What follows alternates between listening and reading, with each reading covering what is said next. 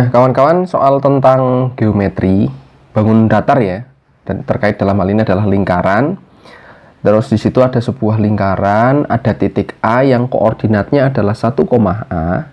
Dia terletak di dalam lingkaran itu, ada di dalam lingkaran atau interior.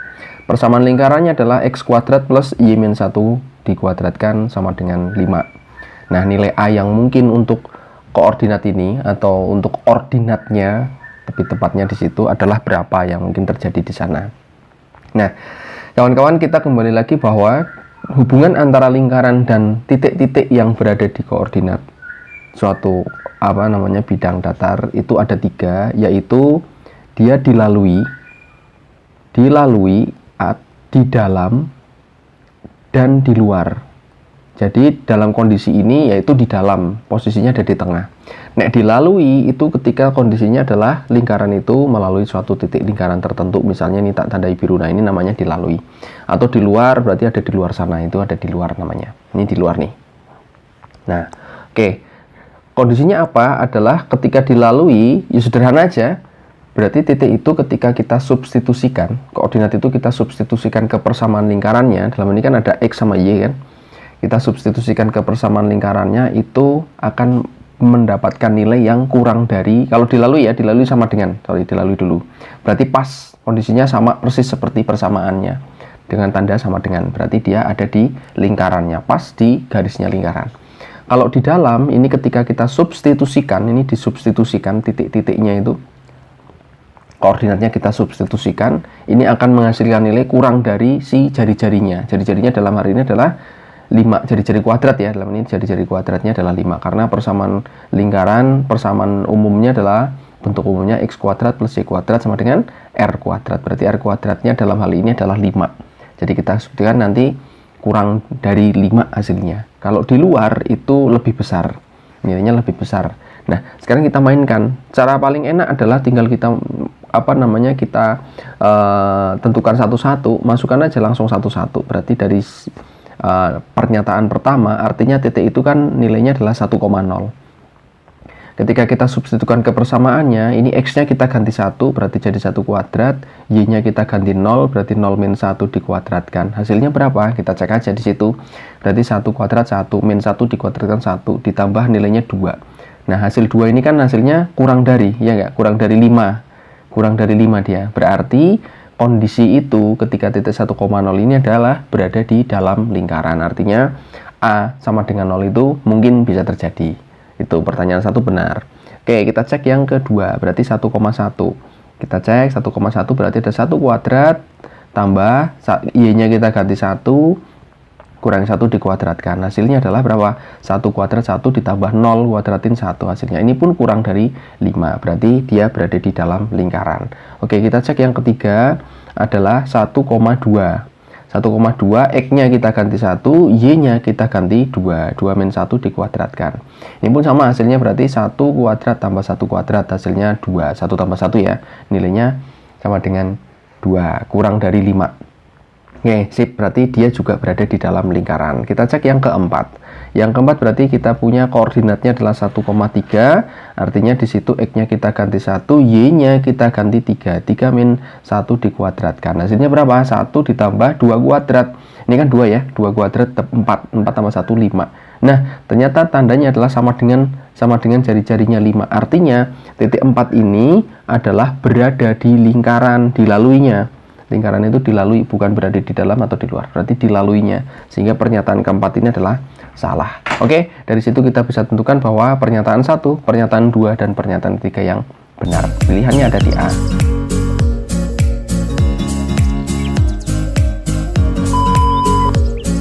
Nah, kawan-kawan, ke soal berikutnya masih terkait dengan geometri, bagiannya juga lingkaran. Kita bisa simak gambarnya, di situ ada sebuah lingkaran besar dan lingkaran kecil.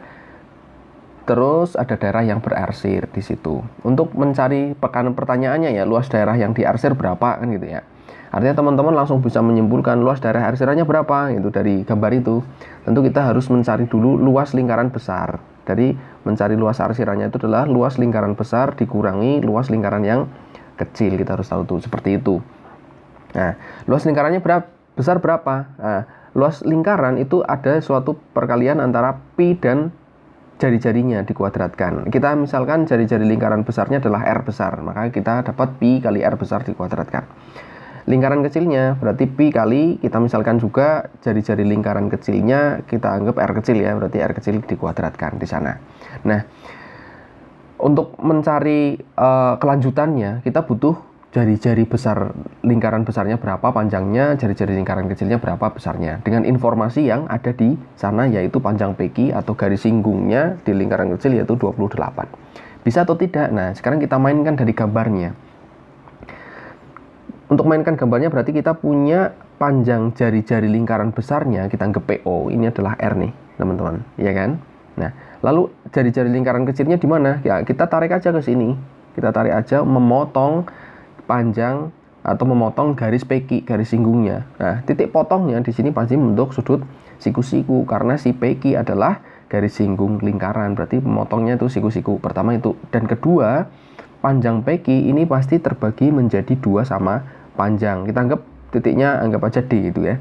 Artinya si DO-nya ini adalah si jari-jari lingkaran kecil. Kita tuliskan tadi sebagai R kecil.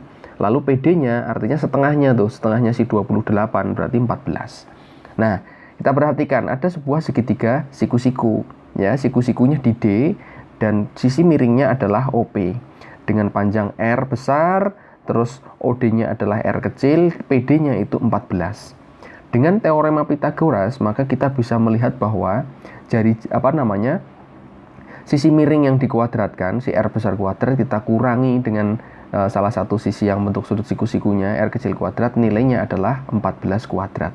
Oke, namanya dengan teorema Pythagoras. Sehingga dengan informasi ini, pernyataan yang di atas kita lanjutkan, ada pi kali R besar kuadrat, pi kali R kecil kuadrat. Pi-nya bisa kita lepaskan tuh, bisa kita distribusikan. Berarti kita punya pi dikali R besar dikurangi R kecil. Nah, dari sini teman-teman punya nilai siapa dia. Nah, ini bisa kita ganti nih. Si ininya, si R besar R kecilnya tuh, ya kan? Ini bisa kita ganti tuh dengan siapa? 14 kuadrat. Berarti kita punya 4 pi kali 14 kuadrat. Nah, tinggal kita tentukan pi-nya pakai berapa? Karena ini kelipatan 47 ya. Berarti kita pakai 22/7 dikali 14 kali 14. Kan sampai gitu. Tinggal kita lihat, bisa kita horek-horek nih, halal kita horek-horek sama-sama bagi 7, ketemunya adalah 14 bagi 7, 2. Oke, 2 kali 14 ketemunya 28. 28 kali 22. 28 kali 20 itu ketemunya 56, tambahin 0 gitu aja. Kali 2 berarti ketemunya 56. Kalau kita tambahkan, berapa tuh? 616. Oke, 616 cm persegi. Nah, itu adalah luas daerah yang diarsir tersebut. Gitu kawan-kawan. Nah, kawan-kawan, kita mainkan soal bentuk akar yang berikut ini, di mana ada informasi nilai X sama dengan akar dari 19 min 8 akar 3. Nah, ada satu senjata yang mungkin teman-teman sudah pahami bersama, bahwa ketika kita mendapatkan suatu bentuk akar, di mana dia nanti ada suatu penjumlahan, ditambah atau dikurang 2 kali akar dari perkalian, jadi ada bentuk penjumlahan sama perkalian di akar seperti ini bentuknya, artinya hasilnya itu langsung kita dapatkan adalah akar A ditambah atau dikurang dengan akar B. Ini adalah satu senjata yang mungkin bisa kita mainkan. Karena apa? Nilai X di sini kalau kita perhatikan ada akar 19 dan bentuk 8. Di sini 8-nya itu kita ubah dulu biar konsepnya sama, berarti menjadi 2 tuh. Ada 2, artinya nilai X itu bisa kita ubah menjadi, kita mainkan 19 dikurangi 8-nya kita coba rubah menjadi perkalian 2, berarti ada 2 kali 4 akar 3. Nah, nilai 4 itu kita masukkan ke dalam akar, berarti nilainya menjadi 19 dikurangi 2 kali akar 4-nya masuk, berarti jadi 16. 16 ketemu 3, berarti 16 kali 3. Nah, teman-teman perhatikan di sana ada satu nilai yang bisa terjadi adalah 19-nya ini bisa kita jabarkan lagi menjadi siapa? 16 tambah 3, ya enggak? Dikurangi 2 kali akar dari 16 kali 3. Tentu dari sini langsung kita dapatkan bahwa nilai X-nya itu sama dengan akar 16 dikurangi akar 3, atau 4 kurang akar 3. Dapat tuh nilai X. Nah, Kebanyakan kita akan langsung mensubstitusi itu nilai X menjadi apa, nilai X-nya 4 min akar 3 itu ke dalam pertanyaannya. Boleh saja. Cuma nanti kita bisa membayangkan akan terjadi kendala atau tidak, atau mungkin ngitungnya agak asik ya, karena di situ harus kita pangkatkan 4, harus kita pangkatkan 3 dan seterusnya. Nah, atau mungkin ada cara lain yang bisa kita mainkan adalah dengan memanipulasi bentuk persamaannya ini, polinomialnya itu, pangkat banyaknya. Kira-kira bisa nggak kita faktorkan? Coba kita mainkan dari nilai X-nya. Artinya nilai X ini kalau kita ubah kan akar 3-nya kita pindah ke kiri, terus X-nya kita pindah ke kanan, berarti ada muncul 4 min X. Ya kan? Kalau kedua ruas ini kita kuadratkan, tujuannya apa? Tujuannya adalah akarnya itu jadi hilang. Siapa? Akar 3-nya itu tujuannya untuk menghilangkan akar 3. Kita kuadratkan, berarti ini muncul kita kuadratkan, ini kita kuadratkan ya, akan kita dapatkan 3 sama dengan 16 min 8x ditambah x kuadrat, iya enggak? Nah, kita bikin 0 tuh, berarti 0 sama dengan, ya, berarti ada siapa? X kuadrat min 8x, 3-nya kemana? Ruas kanan sama ruas kiri kita imbangkan, sama-sama dikurangi 3, sama-sama kita kurangi 3, berarti yang kanan itu tersisa plus 13. Dapat di situ. Oke, kita punya satu persamaan bahwa X kuadrat min 8x plus 13 sama dengan 0. Mungkin kita bisa pakai untuk menyederhanakan bentuk pecahan yang di atas. Oke, kita sederhanakan itu. Kita coba, berarti ada, kita kalikan, coba kita faktorkan menjadi dengan X kuadrat min 8x plus 13. Oke, kita kalikan berapa? Nah, nanti yang bawah itu berarti pecahan yang bawah tetap sama ya. Pecahan yang bawah itu adalah tetap X kuadrat. Ini kita bisa mainkan juga nih, iya nggak? Ini bisa kita mainkan menjadi X kuadrat min 8x plus 13 plus 2, ya nggak? Kan bisa kita manipulasi itu nilainya menjadi seperti itu. Nah, kenapa kita bikin seperti itu? Karena jelas di sini kita sudah punya nilainya sama dengan berapa? 0. Gitu, kita simpan dulu. Nah, sip. Kita mainkan yang atas. Kita butuh X pangkat 4, berarti kita memerlukan kali dengan X kuadrat. Oke. Nah, kita kalikan dengan X kuadrat. Nah, ketika kita mengalikan ketemu dengan X kuadrat, tentu teman-teman akan mendapatkan satu nilai di sini. Ini X pangkat 4 aman. Nah, di sini kita akan mendapatkan nilai berapa? Negatif, tak tulis saja hasilnya. Berarti di sini X pangkat 4 dikurangi 8X pangkat 3 ditambah 13X kuadrat ketika kita kalikan itu ya. Nah, hasilnya nih. Nah, lalu karena di atas dia hanya negatif 6, sementara di sini negatif 8, berarti teman-teman membutuhkan plus 2X. Ini kan butuh plus 2X pangkat 3 nih. Nah, dari mana plus 2x pangkat 3? Munculkan di sini. Berarti kita harus kalikan dengan plus 2x. Biar nanti kita mendapatkan hasilnya di sini ketika kita kalikan ini ketemu ini, hasilnya adalah 2x pangkat 3. Aman ya maksudnya? Nah, sehingga dari sini pun kita bisa melanjutkan bahwa 8x ketemu ini kan nanti munculnya negatif 16x kuadrat. Terus 13-nya berarti muncul plus 26x. Gitu kan? Nah, yang tak tandai merah ini sudah aman karena dia sudah mendapatkan 6x pangkat 3. Sekarang yang x kuadrat. X kuadratnya di sini adalah plus 13, di sini min 16. Berarti hasilnya adalah negatif 3. Teman-teman sambil bayangkan tuh, negatif 3x kuadrat, iya enggak? Sementara di sini adalah 2 negatif. Berarti kita harus butuh plus 1. Kita butuh plus 1 kan, tak tulis mungkin agak manjang ke sana. Berarti kita butuh plus 1x atau plus x kuadrat. Dari mana plus x kuadrat itu kita munculkan? Berarti di sana kita bisa mengalihkan dengan siapa? Plus 1. Kita mainkan dengan plus 1. Oke, kita mainkan plus 1. Biar nanti dapat ini ketemunya x kuadrat ketika ini kita kalikan ya. Nah, ini depan ketemu. Wah, sambil melihat apa namanya? Arah-arahnya di situ kita distribusikan satu-satu, berarti nanti ketemu x kuadrat, nanti ketemu 8x, ya kan, ketemu plus 13. Nah, seperti itu kan. Nah, sip. Nah, cuma di sini kita perhatikan teman-teman. Hasilnya x kuadratnya sudah cocok nih. 13 negatif 16 berarti negatif 3 tambah 1 negatif 2, dapat nih negatif 2x kuadrat. X-nya sekarang, X-nya adalah 26 dikurangi 8. Cocok nggak? 26 kurangi 8. Itu ketemunya adalah berapa? 26 kurangi 8 itu plus 18. Plus 18x. Cocok, ini pas. Berarti nggak usah kita kurangkan x lagi. Nah, Yang terakhir adalah konstantanya 13, sementara di sini 23. Artinya teman-teman dari sini perlu menambahkan angka 10 lagi kan. Tambah 10, berarti yang atas kita mainkan tambah 10 lagi. Jadi hasilnya seperti ini. Nah, oke. Kita kalikan semua, masih ada sisa 10 yang belum dapat, kita tambahkan 10. Dapat tuh di situ. Nah, sekarang kita mainkan ke bawah. Bentuk yang kita kotak ini kita mainkan ke bawah. Teman-teman tentu bisa perhatikan bahwa tak stabilo ini, nilai ini adalah berapa? 0. Berarti bisa kita tuliskan dia adalah 0 dikali berapapun, hasilnya pasti 0 ditambah 10. Oke, yang ini adalah, yang ini tadi, yang kita tuliskan tadi adalah 0 juga tambah 2. Kelihatan, 10 sama 2 bagi 2 ketemu 5 adalah jawaban E. Seperti itu kawan-kawan. Nah, mungkin adalah hal yang bisa kita manipulasi di sana. Oke, seperti itu.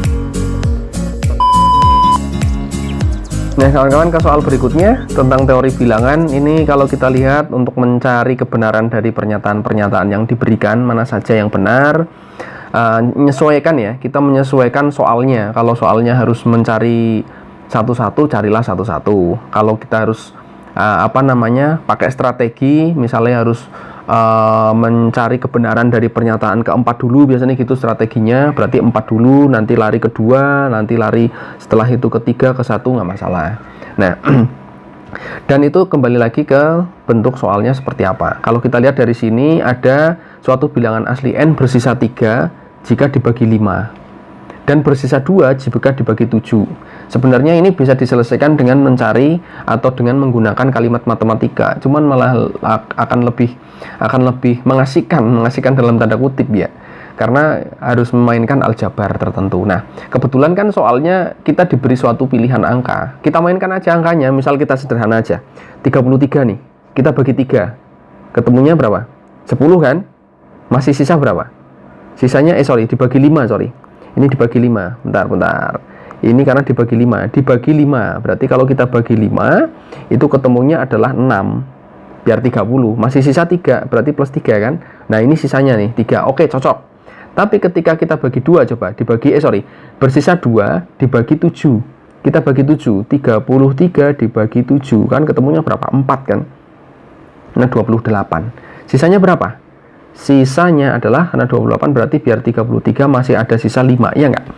Nah, cocok nggak sisanya 5? Ini 2, nggak cocok, berarti otomatis pernyataan 1 jelas salah. Dan di sini bisa kita eliminasi nih, jawaban A, jawaban B, terus jawaban E, jelas salah. Gitu. Nah, kita cek aja pernyataan yang kedua. 58 kalau kita bagi 5, maka akan dapatkan nilai berapa? 11 hasilnya. Ya kan? 55. Nah, nanti sisanya adalah 3, ya enggak? Biar 58, sisanya 3. Cocok. Ketika dibagi 5. Sekarang kita coba dengan dibagi 7. 58 bagi 7, dapatnya berapa tuh? 56, 57 berarti berapa? 8. Oke, dapat sisa berapa? Sisanya adalah 2.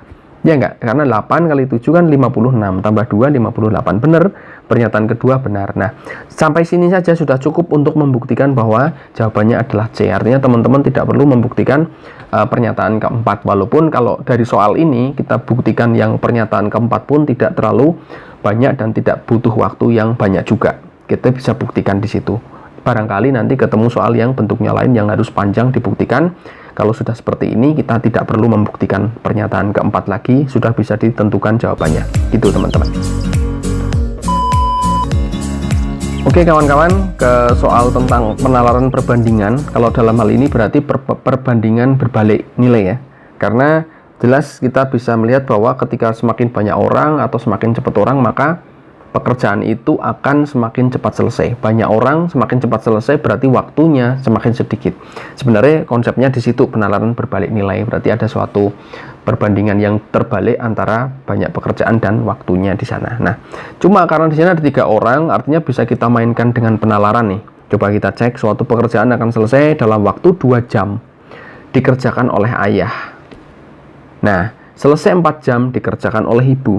Dan diselesaikan oleh ibu dalam waktu 6 jam. Pekerjaannya sama, ketika dikerjakan sendiri-sendiri, waktunya butuhnya seperti itu. Nah, dalam hal ini, pekerjaan ini sudah dilakukan terlebih dahulu oleh ayah selama 32 menit, dilakukan kembali atau dilanjutkan oleh ibu, berarti estafet nih, modelnya oleh ibu dalam waktu 44 menit. Artinya ada sisa pekerjaan yang belum belum selesai. Nah, ini dikerjakan oleh adik. Butuh waktu berapa adik itu? Nah, gitu. Artinya dari sini bisa kita mainkan dengan cara mencari banyak pekerjaan atau banyak bagian pekerjaan yang diselesaikan dalam setiap menit, dalam satu menitnya ya. Karena ini kalau kita perhatikan waktunya adalah menit semua.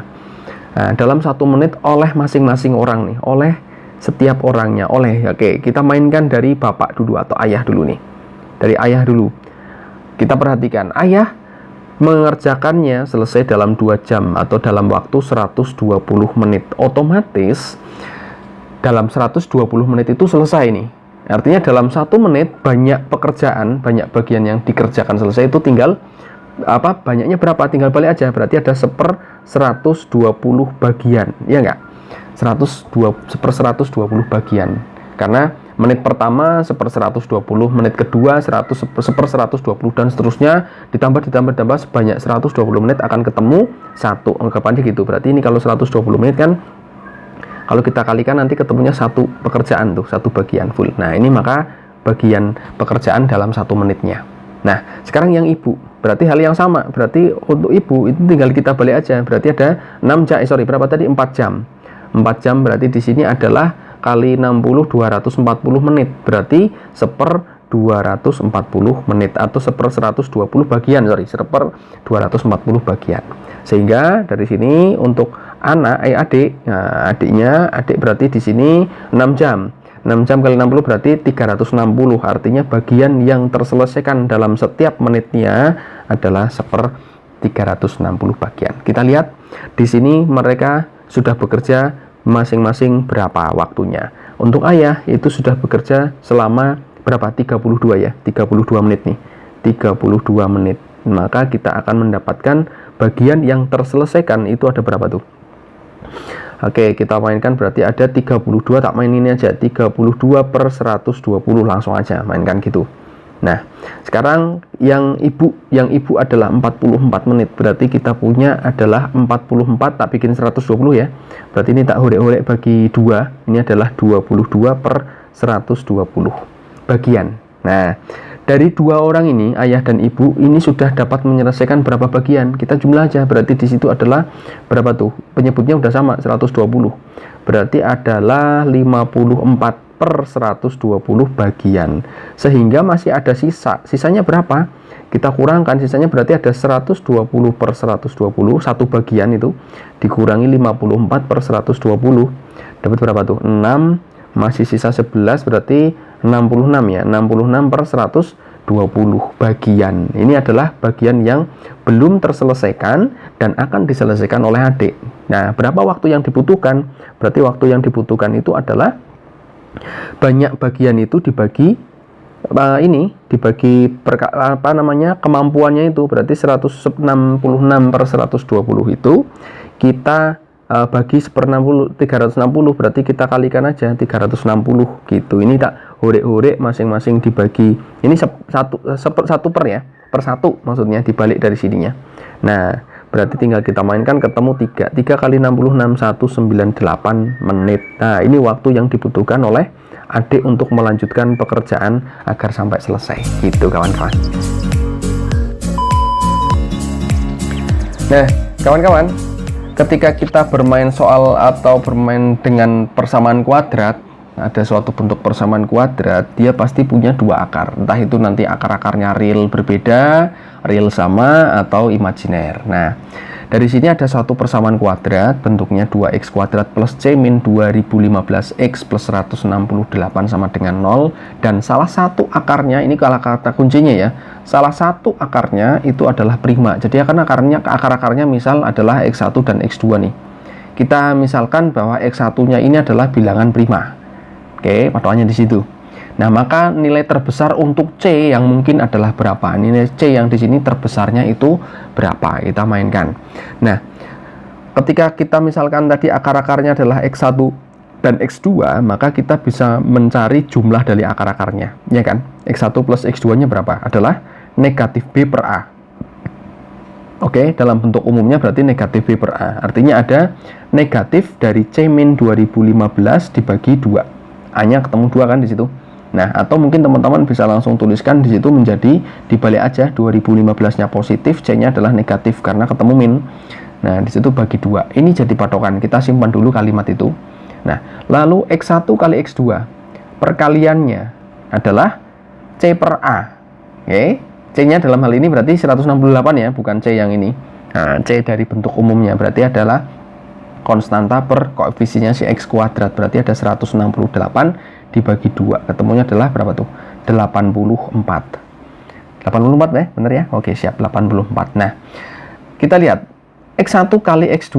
Nah, ini X1 kali X2. Seperti yang kita misalkan tadi bahwa X1-nya itu adalah bilangan prima. Kita anggap ini bilangan prima nih, teman-teman. Ada suatu bilangan prima dikali bilangan lain, ketemunya 84. Artinya dari sini 84 itu bisa kita jabarkan menjadi suatu perkalian antar bilangan, ya kan? Nah, ini mungkin teman-teman bisa kita bantu atau kita mainkan dengan pohon faktor terlebih dahulu. Kita bagi 2, ketemunya 42, ini dibagi 2 ketemunya adalah 21, ini dibagi 3 ketemunya adalah 7. Artinya di sini 84 itu bisa kita jabarkan menjadi 2 pangkat 2 dikali 3 kali 7. Oke, ada 2 bilangan prima, yaitu 3 dan 7. Kemungkinannya itu bisa dua-duanya bisa terjadi, tapi yang mana yang terjadi? Bisa 3, bisa 7, artinya X1 bisa 3, bisa 7, karena bilangan primanya itu hanya ada 2 di situ. Nah, tapi kita kembalikan lagi bahwa kondisinya di situ yang ditanyakan adalah nilai terbesar untuk C. Oke, nah nilai terbesar C terbesar itu akan mengakibatkan apa dalam keadaan ini? Nah, ini tak panah tuh di situ. Ketika kondisi C ini terbesar, bentar, tak kasih warna lain. C terbesar, pengurangan nih. Pengurangan 2015 dikurangi C dalam kondisi terbesar. Oke, maka akan mengakibatkan apa? Mengakibatkan bilangan ini dalam kondisi yang paling kecil, kondisi yang terkecil. Iya enggak? Kondisi yang terkecil. Nah, seperti itu. Kondisi terkecilnya adalah seperti itu. Artinya dari sini kita bisa ngambil bahwa kondisinya si 2015 min C ini adalah terkecil, maka kita bisa simpulkan bahwa X1 plus X2 itu juga kecil karena ya sama dengan dia. Berarti ini harus paling kecil nih. Paling kecil berapa? Kita misalkan nih, ketika X1-nya adalah X1-nya misalnya X1 sama dengan 3 nih. Berarti kita punya 3 ditambah X2. Berarti X2-nya berapa? Ya hasil perkalian antara ini 2 pangkat 2 kali 7. 2 pangkat kali 2 cukup berarti berapa? 28. Hasilnya adalah 31. Oke, itu ketika X1-nya sama dengan 3. Supaya kita mainkan ketika X1-nya sama dengan 7. Berarti ada 7 ditambah X2. X2-nya berapa? Yuk tinggal sisanya. Selainnya si 7. Nah, ini kita ambil jadi X1. Berarti X2-nya adalah ini nih. 4 sama 3. 4 kali 3, 12. Berarti ini ada 12, dapatnya adalah 19. Kita cek dari 2 pernyataan ini yang paling kecil mana? Nah, dapatnya yang ini penjumlahannya. Paling kecil berarti bisa kita simpulkan bahwa X1-nya adalah 7. Oke, kita mainkan berarti X1-nya 7, X2-nya adalah 12. Sehingga bisa kita mainkan di sini, artinya di sini kita punya X1 plus X2 ini, nah, kita bawa ke bawah nih gini, berarti dia nilainya tadi ketemu 19. Nah, tak ganti warna dulu. 19 sama dengan 2015 min C per 2. Berarti 2015 min C sama dengan 38. Sama-sama dikali 2 ya. Berarti kita punya C sama dengan 2015 dikurangi 38. Dapat berapa tuh? 7 belakangnya dapat 7 lagi 91. Oke, 1977 itu nilai C yang terbesar yang bisa mengakibatkan nilai dari X1 plus X2 dalam kondisi terkecil. Itu jawabannya teman-teman. Jawabannya ada di C. Oke, kawan-kawan, soal berikutnya tentang statistika dan model. Soalnya adalah kebutuhan syarat. Jadi ada syarat-syarat yang dibutuhkan untuk menjawab pertanyaannya. Di sini ada 6 buah data memiliki median 10 dan ditanyakan berapa nilai rata-ratanya. Artinya kita butuh tahu jumlah semuanya. Katakanlah misalnya 6 buah data itu adalah A, B, C, D, E, dan F. Ini kita sudah urutkan datanya. Ini data terurut, katakanlah gitu ya. Data terurut Nah, data terurut. Oke, diurut mungkin karena sakit atau terkilir, berarti harus diurut dulu biar enak. Nah, sudah terurut seperti itu, mediannya 10. Median 10 berarti tengah-tengah dengan banyak data genap, berarti di sini ada penjumlahan C dan D, ya kan? Berarti artinya kan C plus D dibagi 2 itu 10, atau teman-teman bisa tuliskan C plus D sama dengan 20. Itu sudah ada C plus D-nya. Nah, sekarang kita perhatikan. Untuk mendapatkan berapakah nilai rata-ratanya, artinya teman-teman kan butuh tadi ya, A plus B plus C plus D plus E plus F gitu kan, rata-rata dibagi 6 kan, butuh gitu. Nah, sementara di sini yang sudah kita punya adalah C plus D, yang belum ada A, B, E, F. Nah, dari pernyataan 1, jangkauannya adalah 8. Lalu kita langsung flashback. Jangkauan itu adalah data terbesar dikurangi data terkecil, F kurangi A. Otomatis bisa nggak dari situ kita bisa menyimpulkan nilai F berapa, A berapa untuk masuk ke sini, karena di situ bentuknya pengurangan. Belum bisa, dan belum bisa mendapatkan jawaban untuk pertanyaan ini. Berarti 1 saja belum bisa. Oke, kita ke pernyataan yang kedua. Jumlah kuartil 1 dan kuartil 3 adalah 40. Kuartil 1 berarti dari data ini, data 3 ini, kuartil satunya adalah siapa? B. Iya kan? Karena sudah dipisah tuh, tengah-tengahnya adalah di situ. Berarti di sini data bawah, ini data atas nih. Berarti ini Q1 nih. Kuartil satunya adalah B. Nah, kuartil 3-nya adalah E, Q3. Nah, jumlahnya di situ artinya kita punya B plus E kuartil 1 ditambah kuartil 3 adalah 40. Ini sudah ada B sama E 40 nih. Nah, sudah bisa menjawab belum? Belum bisa, karena kita tidak tahu nilai A dan nilai F-nya berapa, belum tahu. Jadi pernyataan kedua pun belum bisa. Nah, sekarang kita gabungkan di pernyataan 1 sama pernyataan kedua. Pernyataan 1 sama pernyataan kedua, ketika kita gabungkan dari sini, yang di pernyataan 1 kita tahunya adalah selisih antara data terbesar sama data terkecil, bukan jumlahnya. Sehingga ketika kita gabung pun jawaban pertanyaan ini belum bisa kita jawab, adalah kurang pernyataannya. Jadi tidak cukup tuh. Oke, seperti itu teman-teman. Oke kawan-kawan, soal tentang dimensi 3 kita mainkan saja. Coba kita horek-horek, walaupun ketika kawan-kawan ketemu soal bentuk perbandingan, ada kalanya beberapa soal cukup kita perhatikan informasinya. Kadang-kadang kita langsung bisa menentukan lebih besar atau lebih kecil mana, atau berapa sih ukurannya gitu. Cuman untuk ini kita coba mainkan saja. Nah, ada kubus ABCDEFGH. Kita mainkan, kita gambar coba. Ada kubus, kita kita visualisasikan terlebih dahulu. Anggap saja gambarnya kubus karena ini masih bengkong-bengkong tanpa penggaris. Ada A, B, C, D, E, F, G, H. Oke. A, B, B, F, dan F, G diberi simbol X, Y, Z tengah-tengahnya. Oke, titik tengahnya berarti A, B itu tengahnya di sini kita tuliskan sebagai X, B, F itu di sini tengah-tengahnya kita simpulkan sebagai Y, dan Z-nya adalah FG. FG-nya di sini adalah si Z-nya. Oke, mudah-mudahan gambarnya bisa membayangkan untuk memudahkan visualisasinya ya. Nah, manakah hubungan yang benar antara P dan Q berdasarkan berikut? Besar sudut XYZ. XYZ berarti dalam hal ini kita membutuhkan gambar XYZ-nya, kita gambar di sini. Berarti ada bentuk seperti ini, segitiga.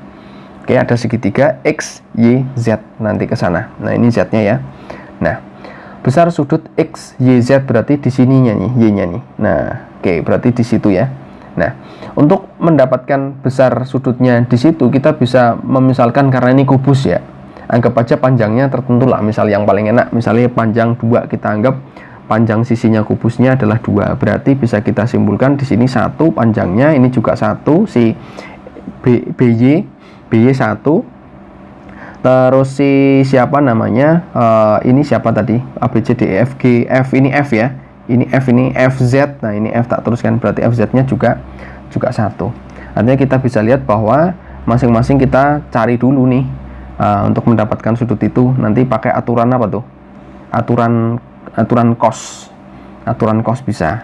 Nah, panjangnya si XY itu sama dengan, nanti panjangnya XY sama dengan panjangnya YZ. Ya enggak? Kita mainkan dulu. Berarti kalau ini 1, artinya di sini akar 2, ini juga akar 2. Berarti kalau kita mainkan gambarnya jadinya gini. Nah, ini adalah X, ini Z, ini Y, ya kan? Berarti X, Y sama YZ ini hasilnya adalah akar 2, ini juga akar 2.